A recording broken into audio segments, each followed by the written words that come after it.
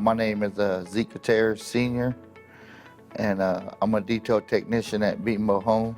And I also have the privilege of having both of my sons hired on the company. I'm Jordan Gutierrez, and I'm 22 years old, and I'm a detail technician on the Lubbock West Side.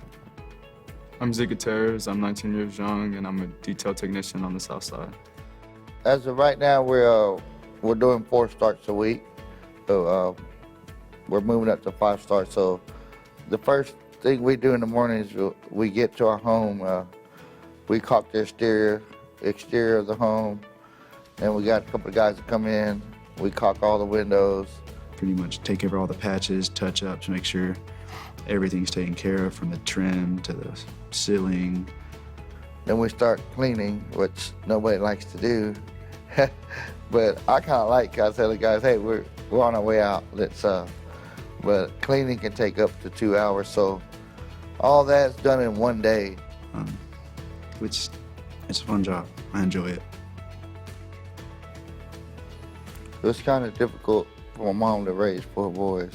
My father was killed when I was 1.5 years old, so I grew up without any kind of fatherhood in my life. So my mother raised 4 boys on her own. You know, my mom tried her hardest to raise us, but you know, she was an addict for a long time.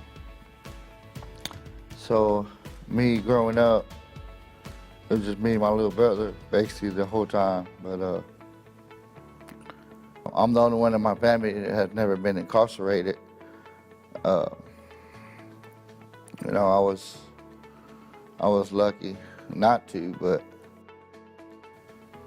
seeing my family all be incarcerated was one of the main reasons I needed change in my life.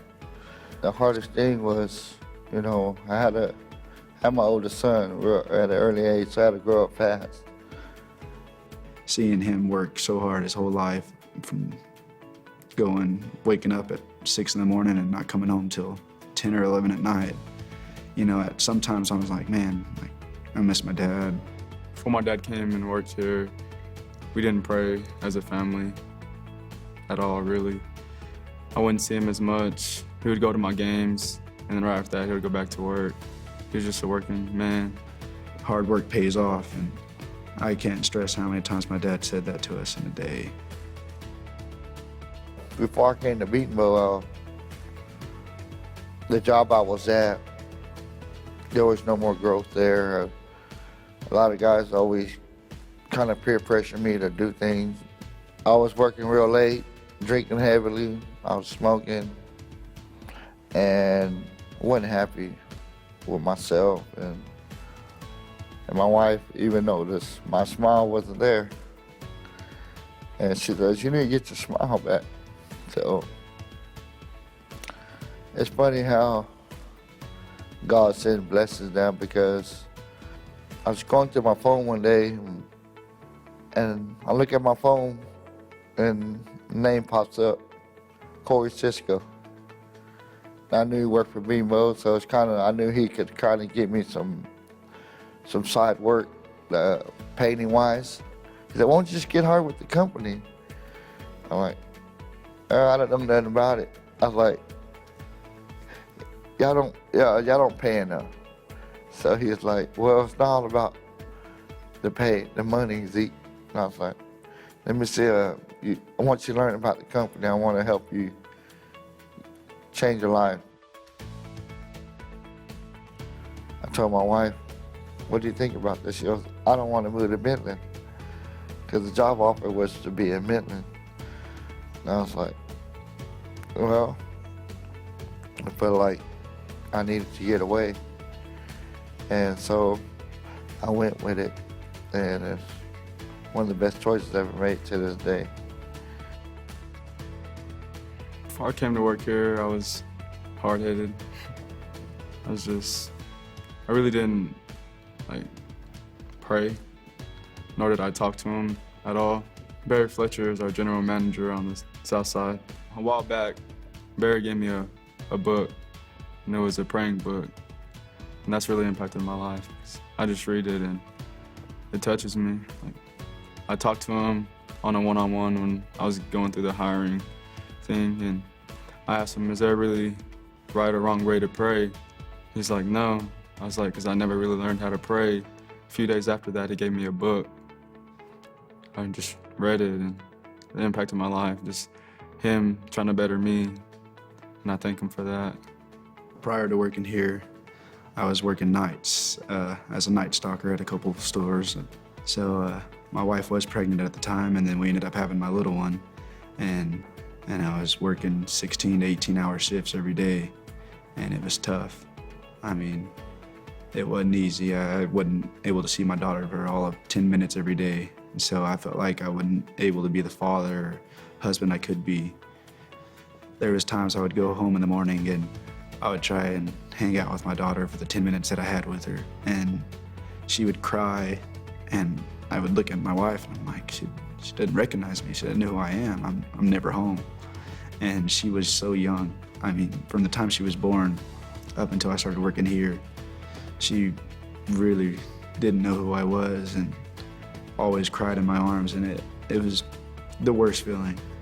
I think by toughing it out, God gave me a chance to be here, and I wouldn't change it for the world, because ever since we came here, my little girl's smile has just grown from ear to ear, and the way she is just growing up, and to see her, when I look at her now, she knows who I am and calls me dad, and it's just it's a feeling that you can't describe, because I think it's different for everybody, but the feeling that I get whenever I see my daughter and wife wake up in the morning with smiles on their faces, it just makes me know what I'm working for and why I'm here in life. The best part of my job is, it's really jump starts.